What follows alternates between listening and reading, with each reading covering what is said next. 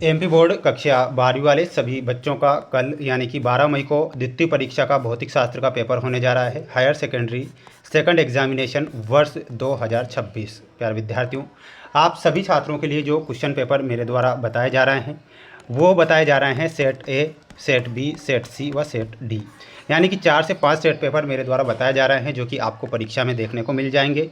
इसलिए आप इन प्रश्नों को अच्छे से याद करें जिससे कि आप परीक्षा में पास हो सकें। सभी प्यारे भैया बहनों को चैनल को सब्सक्राइब जरूर करना है। आप सभी छात्रों के लिए ही मेहनत और प्रयास लगातार कर रहा हूं जिससे कि आप किसी भी कंडीशन में परीक्षा में पास होकर आप आगे की जो पढ़ाई है वो जारी रख सकें। आइए शुरुआत करते हैं हमारे उन प्रश्नों से जो आपको परीक्षा में दिए जाएंगे और पूछे जाएंगे। प्रश्न यहाँ पर आप देखिएगा प्यारे विद्यार्थियों, आपकी स्क्रीन के सामने पहला क्वेश्चन पूछा गया है। बिंदु आवेश Q के कारण r दूरी पर विद्युत क्षेत्र की तीव्रता E बराबर क्या होगा। तो यहाँ पर आपको ध्यान रखना है माय डियर फ्रेंड्स, और वो क्या हो जाएगा। ऑप्शन नंबर सेकंड जो दिया गया है वो सही आंसर के रूप में लिखना है जो कि आपको करेक्ट करके आना है। सभी प्यारे भैया बहनों को वीडियो को लाइक जरूर करना है और चैनल पर नए हैं तो चैनल को सब्सक्राइब जरूर करिएगा जिससे कि आप अपनी तैयारी को मजबूत कर सकें। धारा के चुंबकीय प्रभाव की खोज किसने की थी। तो प्यारे विद्यार्थियों, ऑस्टेर्ड ने धारा के चुंबकीय प्रभाव की खोज की थी। तो यहाँ पर आपको लिखना है ऑस्टेर्ड। ठीक है, बढ़ेंगे अगले क्वेश्चन की ओर। अगला क्वेश्चन है चुंबकीय फ्लक्स का एसआई मात्रक क्या होता है। तो चुंबकीय फ्लक्स का जो एसआई मात्रक होता है इसमें आपको ध्यान रखना है वेबर जो होता है चुंबकीय फ्लक्स का एसआई मात्रक होता है। तो यहाँ पर आपको वेबर ध्यान रखना है। वहीं अगला क्वेश्चन आया है आपकी स्क्रीन के सामने, ध्यान से आप देखिएगा।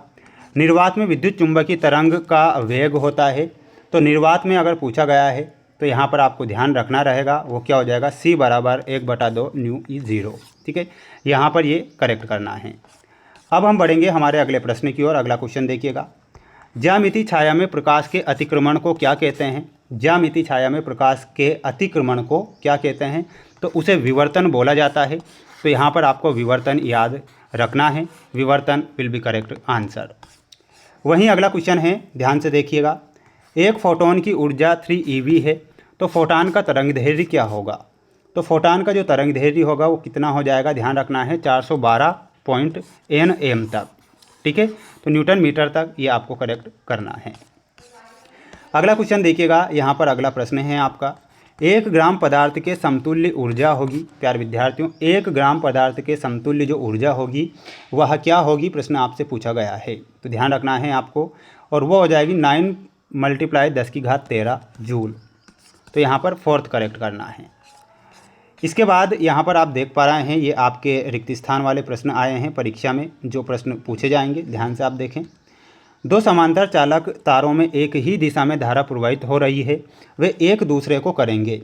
तो वो एक दूसरे को क्या करेंगे, वो आकर्षित करेंगे। तो यहाँ पर आपको ध्यान रखना है आकर्षित। धारावाही वृत्ताकार कुंडली के केंद्र पर चुंबकीय क्षेत्र उसके तल के होता है। तो वो क्या होता है, लंबवत होता है। यहाँ पर आपको लिखना रहेगा लंबवत। जब एक इलेक्ट्रॉन चुंबकीय क्षेत्र के गति करता है तब उस पर कोई बल नहीं कार्य करता है। तो यहाँ पर आपको क्या लिखना है, समांतर लिखना है। क्या लिखना है, समांतर। ठीक है, समांतर होगा। यदि किसी प्रत्यावर्ती धारा परिपथ में ऊर्जा व्यय की दर 0 हो तब परिपथ की धारा को खालिस्तान धारा कहते हैं। तो उस धारा को क्या कहा जाएगा, वाटहीन धारा कहा जाएगा। तो यहाँ पर आपको लिखना है वाटहीन धारा। ट्रांसफॉर्मर के सिद्धांत पर कार्य करता है। तो ये अन्योन प्रेरण के सिद्धांत पर कार्य करता है। तो यहाँ पर आपको क्या लिखना है, अन्योन प्रेरण। ये आप लिखेंगे, स्क्रीनशॉट ले लें आप। अगला क्वेश्चन देख लो। कुंडली में प्रेरित धारा की दिशा के नियम से ज्ञात की जाती है। तो इसमें आपको लिखना है लेंज के नियम से ज्ञात की जाती है। प्रकाशिक तंतु के सिद्धांत पर कार्य करते हैं। तो ये आंतरिक परावर्तन के सिद्धांत पर कार्य करते हैं। तो लिखना है आपको आंतरिक परावर्तन। आंतरिक परावर्तन। ठीक है, ये आप यहाँ पर ध्यान रखेंगे। अब बढ़ेंगे अगले प्रश्न की ओर। अगला प्रश्न ये रहा आपकी स्क्रीन के सामने जिसमें आपको यहाँ पर ये जोड़ी दी गई है। रट लीजिए, छाप लीजिए इस जोड़ी को। रिडबर्ग नियतांक। तो रिडबर्ग नियतांक में आपको ऑप्शन नंबर ई से मिलाना है। बोर त्रिज्या में आपका ऑप्शन नंबर 10 सही होगा। फोटान का संवेग में आपको मिलाना रहेगा ऑप्शन नंबर ग। आइंस्टीन का प्रकाश विद्युत समीकरण में मिलाना रहेगा ऑप्शन नंबर बी। प्रतिरोधकता ताप गुणांक में आपको मिलाना है, ऑप्शन नंबर फा। सेल का आंतरिक प्रतिरोध हो जाएगा, ऑप्शन नंबर सा, और यहाँ पर आ से। ये जोड़ी हो गई है कंप्लीट, आप स्क्रीनशॉट ले लो जल्दी से, है ना। बढ़ेंगे अगले प्रश्न की ओर। अगला क्वेश्चन देख पा रहे होंगे आप, स्क्रीन के सामने है आपका अगला क्वेश्चन, जिसमें आपको दिया गया है ताप वृद्धि के साथ अर्धचालक की चालकता में किस प्रकार परिवर्तन होता है। तो यहाँ पर आप सभी स्टूडेंट्स जो ध्यान रखेंगे, बढ़ती है। तो यहाँ पर आपको क्या लिखना है, परिवर्तन क्या हो जाएगा, बढ़ती, यानी कि ताप वृद्धि के साथ अर्धचालक की चालकता बढ़ती है। पीएन संधि में अवक्षेप पर्त की मोटाई किस कोटि की होती है। तो कोटि आपको लिखना है 10⁻⁻6 मीटर।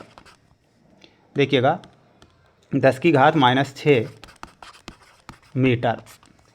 किस अभिनति में पीएन संधि डायोड का प्रतिरोध बहुत अधिक होता है।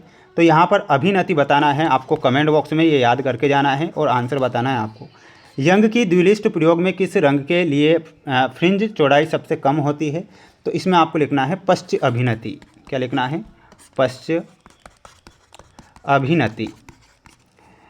नेक्स्ट क्वेश्चन दिया गया है पतली फिल्म के रंग का कारण क्या है। तो इसमें आपको लिखना रहेगा, देखिएगा ये पश्च अभिनति जो है ये तीसरे का है और चौथे का आंसर मैं बता देता हूँ, है ना। द्विलिष्ट प्रयोग में जो होगा चौड़ाई, है ना। तो यहाँ पर फोर्थ में बैंगनी बताना है ना, बैंगनी नहीं होगा, थोड़ा सा यहाँ पर कन्फ्यूज़न वाला क्वेश्चन है ये ना। तो देखिएगा पहले हम छठवां देख लेते हैं, छठवां या फिर सातवां।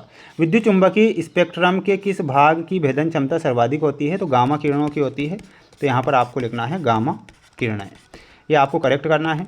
कुछ महत्वपूर्ण प्रश्न और देख लीजिए, ये आपकी स्क्रीन के सामने 2 नंबर में प्रश्न आएंगे परीक्षा में, ध्यान से देखें और स्क्रीनशॉट लेते चलें। प्यारे विद्यार्थियों, अपनी फेयर कॉपी से इन प्रश्नों को याद करके जाना है। चैनल पर जितने बच्चे नए जुड़े हुए हैं माय डियर फ्रेंड्स, चैनल को सब्सक्राइब जरूर करें, क्योंकि आपकी परीक्षा में ऐसे ही प्रश्न होते हैं जो कि पूछे जाते हैं और मेरे द्वारा वैसे भी मोस्ट इंपॉर्टेंट प्रश्न ही बताए जा रहे हैं। आपसे मेरा यही कहना है कि आप किसी प्रकार रियल या वायरल पेपर के चक्कर में ना रहें, मेहनत करें, प्रयास करें, जिससे कि आप परीक्षा में पास हो सकें। चैनल पर जितने बच्चे नए जुड़े हैं, चैनल को सब्सक्राइब करना नहीं भूलना है। जय हिंद।